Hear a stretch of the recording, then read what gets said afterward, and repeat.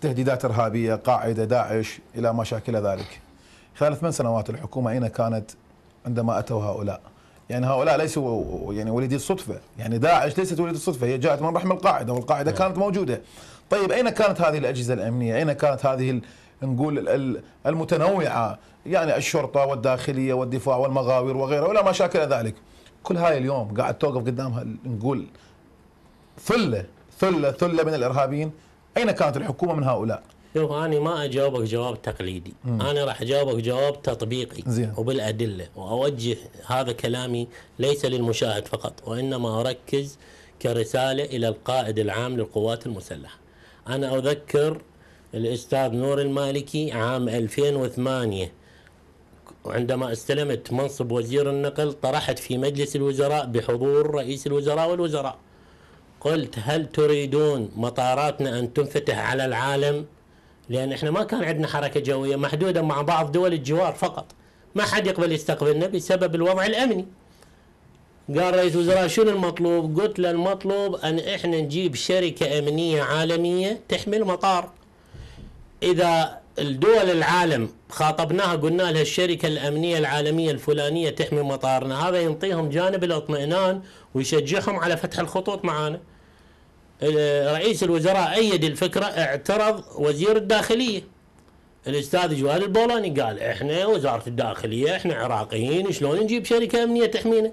يا أخي قلت له: احنا نريد نجامل، نريد مجاملات، نريد استهلاك إعلام، لو نريد احنا نسوي تطبيق، عمل تطبيقي، أنا أثبت لك مطاراتنا تنفتح على العالم وأحقق لك الأمن بالمطار. فحقيقة مجلس الوزراء كل أيدني بما فيهم دولة الرئيس، وما أيدوا وزير الداخلية، وصوتوا على قرار وجلبنا شركة أمنية عالمية. هاي الشركة تحمي 95 مطار بالعالم. هاي الشركة الأمنية إذا يصير أي حادث بالمطار إيش راح يصير؟ تحمل مسؤولية؟ مو تحمل مسؤولية، راح تنزل سعرها بالبورصة، لأن سمعتها هي البورصة مالتها، فلذلك تحرص أن تجيب أحدث الأجهزة وأحدث التقنيات. مع العلم التعاقد مالنا 70% من كوادرها عراقيين، دربت عراقيين. فأنا أخاطب دولة الرئيس أقول له: هذا العقد من صار ولحد الآن صار خرق بالمطار، ليش الإرهابي ما يخترق المطار؟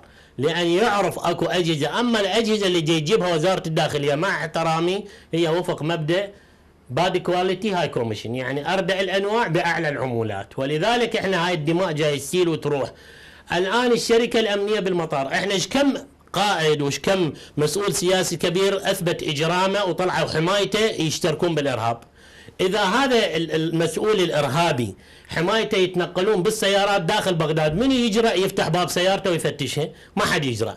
زين، إذا يروح للمطار أيضا ما حد يجرأ يفتح باب سيارته، أيضا يطب بدون أن يفتح. أي هسه مسؤول وزير يطب للمطار باب سيارته ما ينفتح، ممنوع.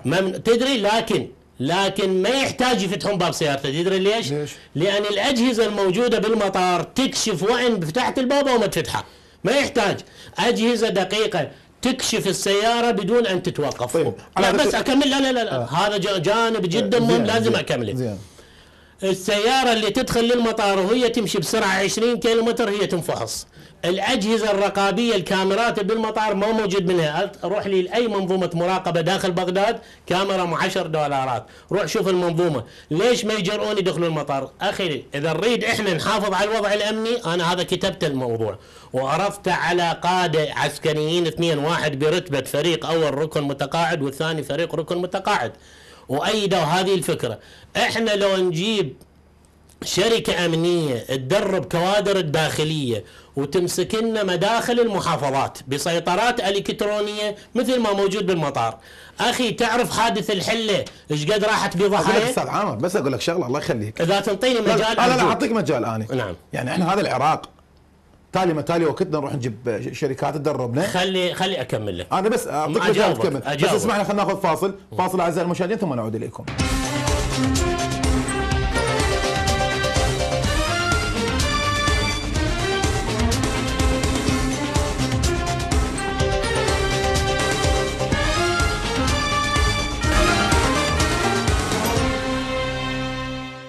مرحبا بكم اعزائي المشاهدين في الجزء الثاني من نقطة راس الطر. استاذ عامر قبل الفاصل تكلمنا قلت لي احنا نحتاج الى شركات اجنبيه لتدريب القوات العراقيه او تدريب بعض التشخيص في القوات العراقيه.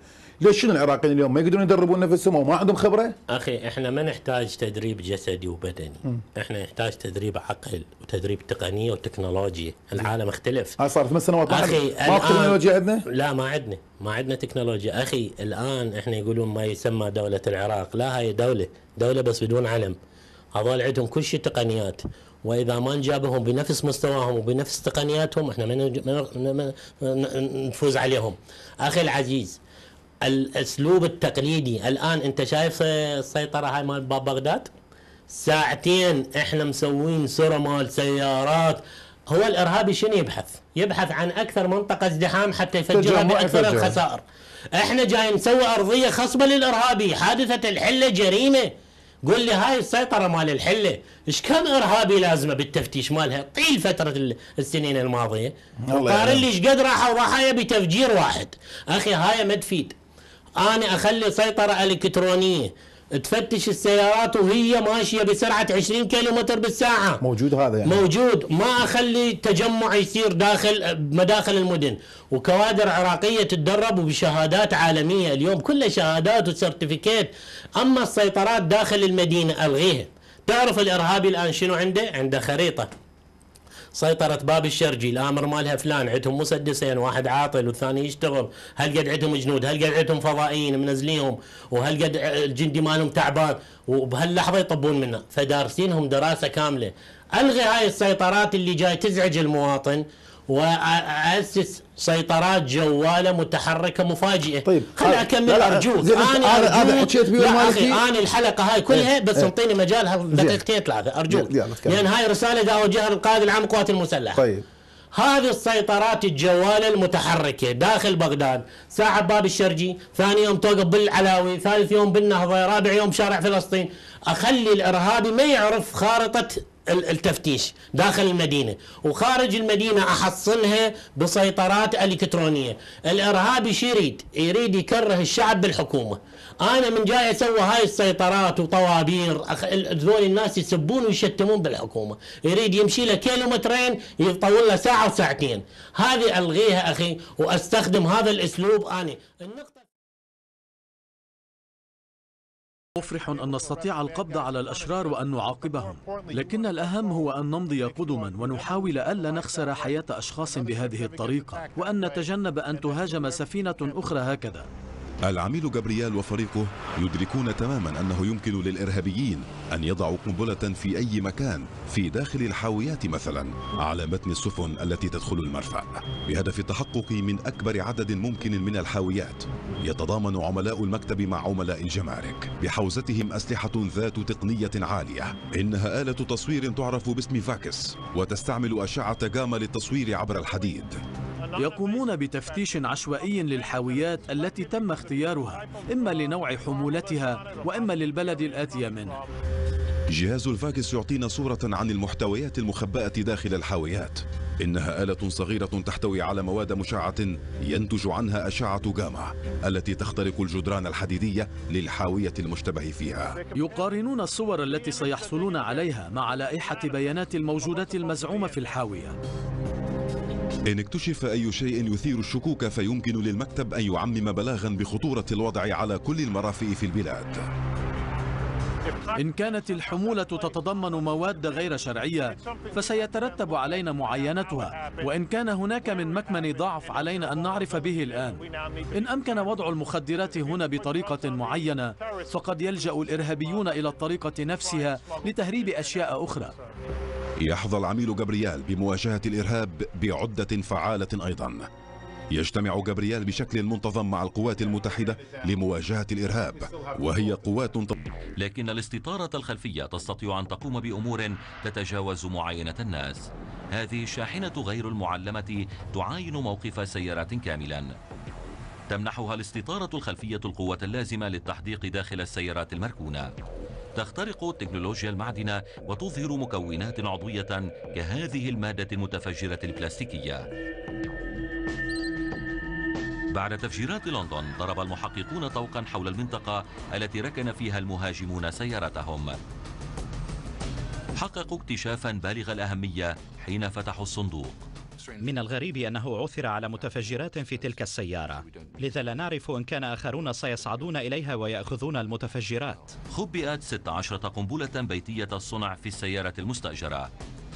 أتى الاختراق متأخرا فلم يحل دون حصول الهجوم، لكن لو عاين جهاز الاستطارة الخلفية السيارة فيما دخلت إلى موقف السيارات لربما جرى تفادي الهجوم الإرهابي الأسوأ في التاريخ البريطاني. إذا ما نشرت الاستطارة الخلفية على الحدود في كل أنحاء العالم فستمثل سلاحا فتاكا لردع المهربين. تستطيع أن تكشف في لحظة واحدة أمورا سيحتاج حارس حدود إلى ساعات ليجدها. حين جرت معاينة هذه الشاحنة المليئة بالفاكهة في هونغ كونغ بالأشعة السينية العادية لم يبدو أنها تحتوي على أي أمر مريب، لكن الاستطارة الخلفية أظهرت وجود كتل الهيروين البيضاء الزاهية هذه مخبأة في الفاكهة. فيما تعمل الاستطارة الخلفية بطرق مشابهة للمصورة السينية، إلا أنها تظهر أمورا لا ترصدها الأشعة السينية. على الحدود الغواتيمالية ليست شاحنة الموز ما تبدو عليه. يمكن رؤية مهاجرين غير شرعيين رابضين تحت الفاكهة بوضوح.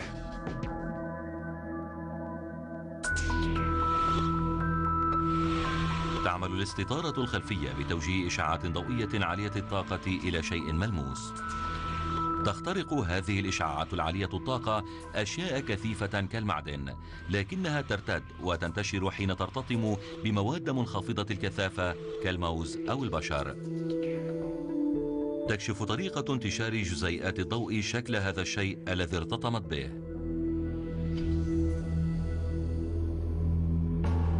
مع أن التقنيات الجديدة يمكن أن تكون عدوانية، إلا أنها تعزز الأمن في الأماكن التي هي بأشد الحاجة إلى ذلك.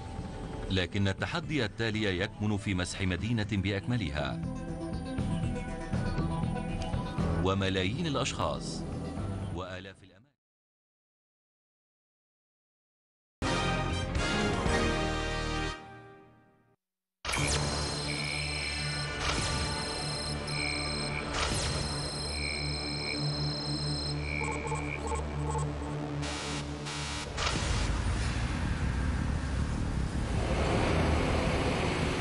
لندن في 7 يوليو عام 2005. ساعة الازدحام الصباحية في المدينة الخاضعة للمراقبة الأدق في العالم. تسهر أكثر من نصف مليون كاميرا على العاصمة البريطانية. تلوح أعين ميكانيكية عند كل زاوية. تصور أكثر من 300 كاميرا اللندنية العادية خلال يومه. يحيط طوق من الكاميرات بوسط لندن. في غضون ثوان تلقم كل لوحة تسجيل في حاسوب يتعقب وصول كل سيارة ومغادرتها. إنها وسيلة الدفاع الأمثل على ما يبدو.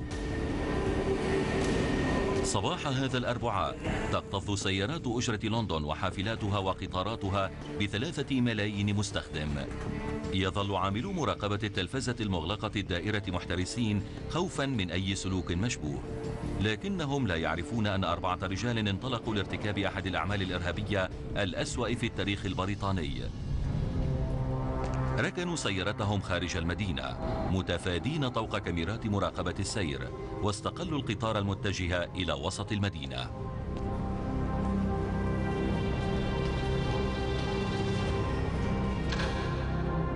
رصدت الكاميرات الرجال، لكنهم كانوا أشبه بمسافرين عاديين في نظر السلطات. لم يعرفهم أحد حتى فوات الأوان. حملوا حقائب ظهر مليئة بالمواد المتفجرة واستقلوا 3 قطارات وحافلة.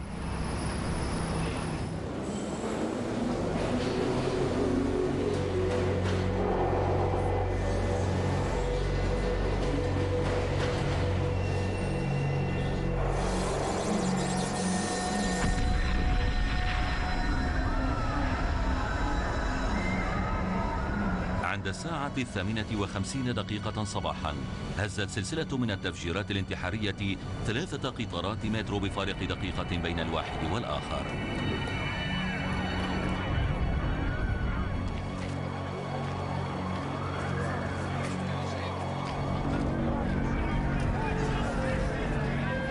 بعد أقل من ساعة انفجر الطابق العلوي لإحدى الحافلات فقضى 52 شخصا نحبهم ومني 700 شخص بإصابات خطيرة. باشرت سكوتلاند يارد تحقيقها الأكبر في التاريخ. سيحتاج هذا إلى عدة أشهر من التحقيق المفصل والمركز. اطلعوا على ساعات لا تعد ولا تحصى من شرائط الفيديو المغلقة الدائرة ساعين إلى لمح مشبوهيهم. إذن كيف فشل نظام المراقبة الأكثر تطورا في أي مدينة في العالم في الحؤول دون وقوع الهجوم؟ الجواب كامن في مخزن قذر في وسط لندن، هو مركز قيادة ويستمنستر. هذا جزء صغير من نظام مراقبة صوري هائل يمتد في كل أنحاء المدينة. يبلغ الرقم الحالي حوالي 4 ملايين كاميرا مراقبة في كل أنحاء المملكة المتحدة.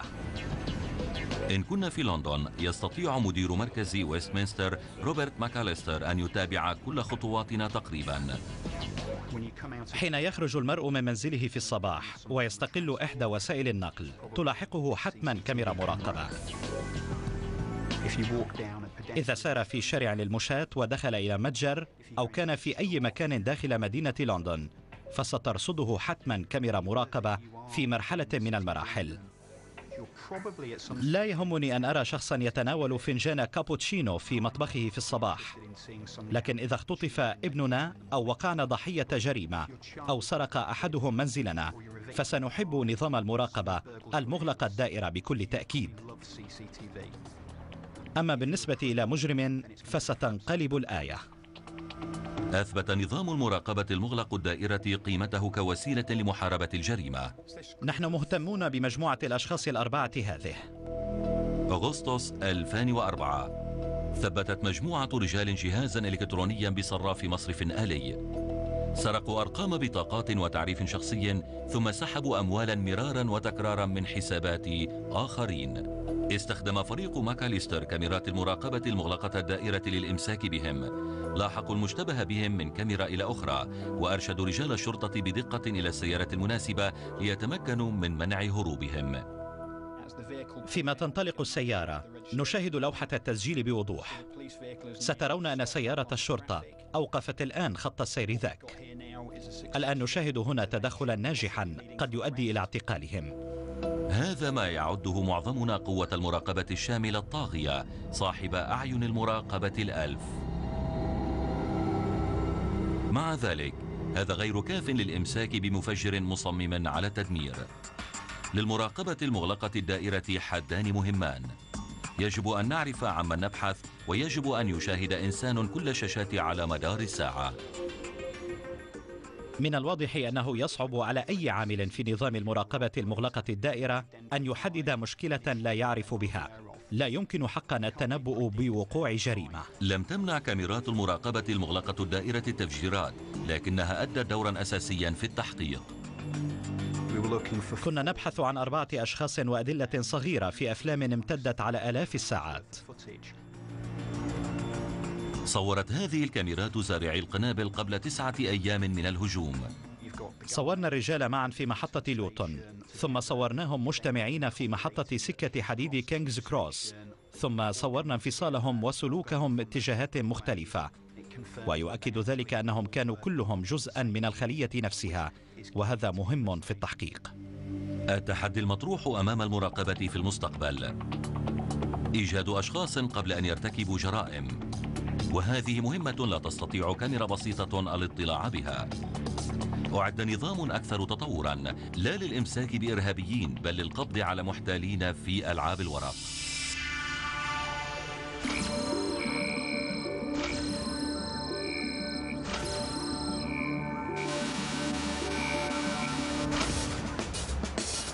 كل سنة يتدفق أكثر من 35 مليون زائر إلى هذه الواحة في الصحراء.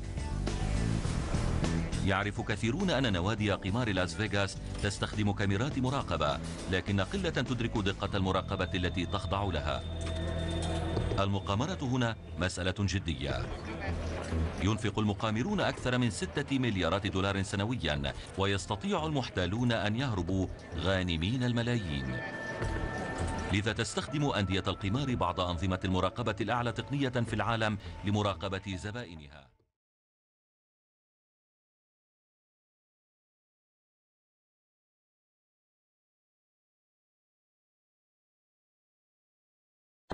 Good evening. A Newsnight investigation has discovered that a supposed bomb detector produced by a British company and sold for use in Iraq simply does not work.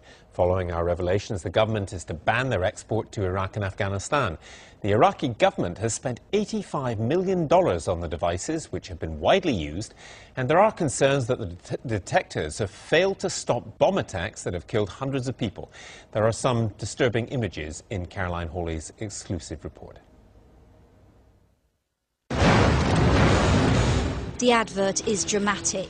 The claims it makes even more so. The ADE 651 has a wand meant to point out explosives with the help of a special programmed card. And all powered by no more than the operator's static electricity. So-called bomb detectors similar to this one are being sold around the world. And Iraq has bought thousands of the ADE 651. But experts say they simply do not work. The Iraqi government has spent millions of pounds on them. At what price, then, for the Iraqi people?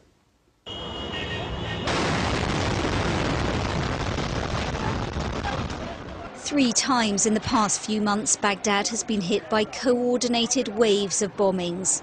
This was last October. In December, over 120 people were killed. And Iraqis have been asking how so many bombs could have passed through the city's security to devastating effect.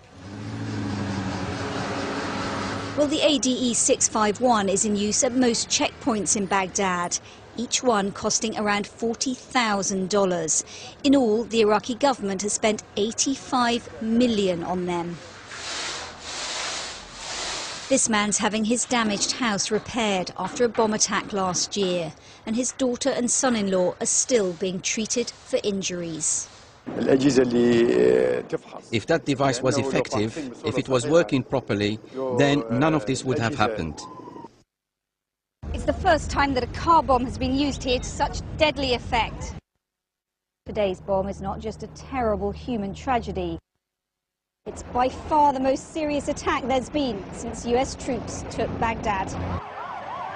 I spent 3 years reporting from Baghdad, and I've seen far too many times what a bomb can do, how it takes and wrecks lives. It worries me that a British firm might be selling a bomb detector that doesn't work to a country where lives literally depend on it. It worries others too. This type of equipment does not work, and I wouldn't mind betting that lives have been lost in consequence. I think it is completely immoral for any company to sell a piece of equipment which could put people's lives in danger. I'm particularly annoyed by this because it looks like a situation where someone is exploiting the insecurities of a nation which is in dire straits. This is the man who's made millions selling the ADE 651. Jim McCormick runs a security company called ATSC. We came to try to find him at his office in Somerset, but he's proved difficult to pin down. We wanted to ask Jim McCormick how he could justify selling these so-called bomb detectors that independent experts say can't possibly work. Back in November, he did agree to talk to local BBC correspondent Clinton Rogers, but only on condition his face was not shown. And he made some extraordinary claims for his device. In ideal conditions, you can be up to 1 kilometre away. A kilometre? A kilometre. Right, so this card will help this device spot explosives a kilometre away. Under ideal conditions, correct.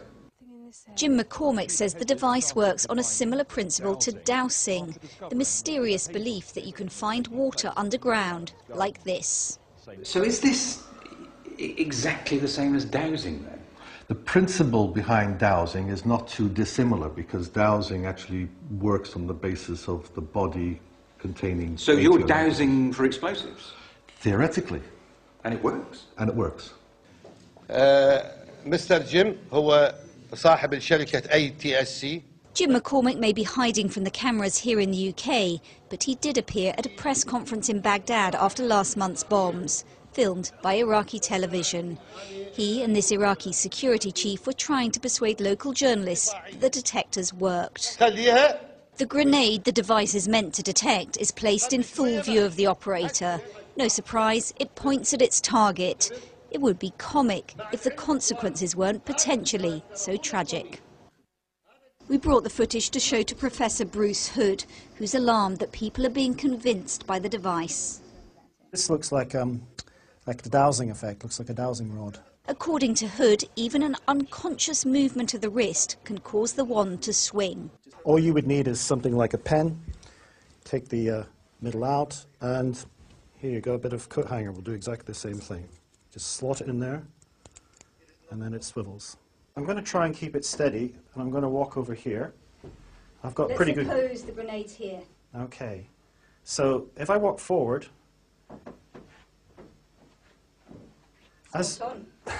Well, it's because my attention is directed towards you where the supposed grenade is, and that's why you have the effect. And it really does look as if it's controlled by an external force. Bruce Hood is a cognitive scientist who studies how children and adults can be persuaded to believe the unbelievable. As you saw in the demonstration, it's very convincing. It looks as if the rod is being controlled by some force and is moving to detect something.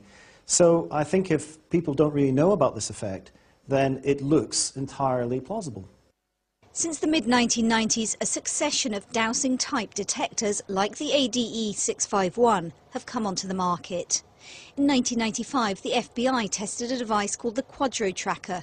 It warned, "The Quadro Tracker is a fraud. All agencies should immediately cease using the device." Another warning about modern dowsers followed in 1999. "Warning, do not buy bogus explosives detection equipment." In 2002, a test by Sandia National Labs in the US found that a similar device, the mole detector, didn't work and performed no better than a random selection process. We turned to Sidney Alford, who reconstructs terrorist attacks and who gives advice to military agencies. He's one of the country's leading experts on explosives, and he's acquired a dowsing-type device to show us. So let's take it apart and see what's inside it. Okay. Difficult to open. Not intended to be opened, I suspect. So there's nothing in there that could detect a bomb, that could possibly work. Speaking as a professional, I would say that was an empty plastic case. And yet these things sell for tens of thousands of pounds. So what about the ADE 651 itself? Sidney Alford told us he was horrified it was being exported from the UK. It's not only immoral, but I will be surprised if there is not some legal mechanism or governmental mechanism to prevent it.